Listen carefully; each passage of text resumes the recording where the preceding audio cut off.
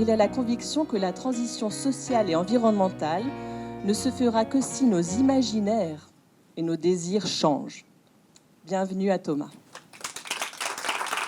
Bonsoir. Ce soir, je vais vous parler de Léa, ma grand-mère, qui va fêter ses 105 ans dans quelques jours. Quand je lui demande de me raconter ses meilleurs souvenirs, elle me parle de fêtes familiales, de vacances avec ses petits-enfants et de soirées improvisées et arrosées où mon père débarquait avec une dizaine de copains rugbyman pour faire la fête dans la maison.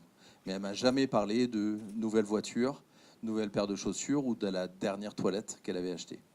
Quand on interroge les gens sur la notion de bonheur, ils nous parlent d'émotion, pas de consommation.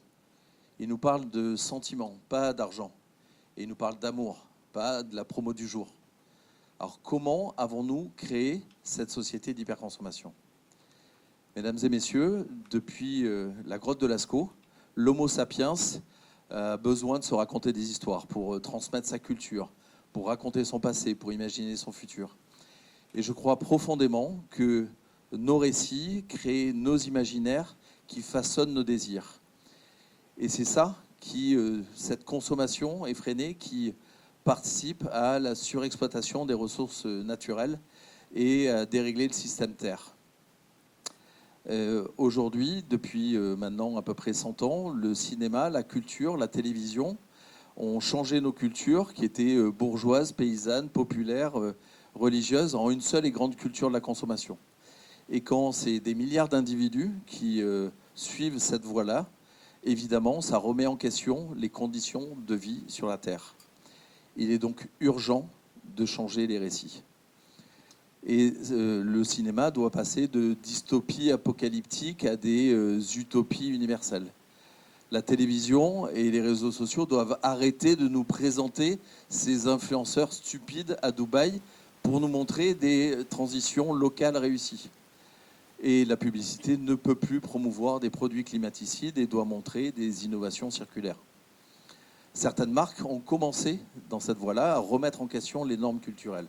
Une marque de cosmétiques a décidé de montrer la réalité du corps des femmes dans ses publicités et de ne plus utiliser l'IA pour fabriquer des mannequins. Une autre marque a demandé à son égérie internationale, connue dans le monde entier, de parler de ses échecs pour sortir de cette logique permanente de la réussite obligatoire. Une marque de sport a parlé de promotion et a promu la location de vélos pour les enfants pour éviter d'acheter un vélo tous les 2 ans. Ces nouvelles histoires, ces nouveaux récits ont de grands pouvoirs. Ils participent à nous permettre d'imaginer un futur joyeux et sobre. Ils permettent de passer d'une société de biens à une société de liens. Donc ce soir, j'en appelle à une grande transition culturelle, qui est le pivot nécessaire de cette bascule tant attendue. Et j'aimerais, avec vous, imaginer de réinventer les histoires pour réinventer le monde. Merci beaucoup.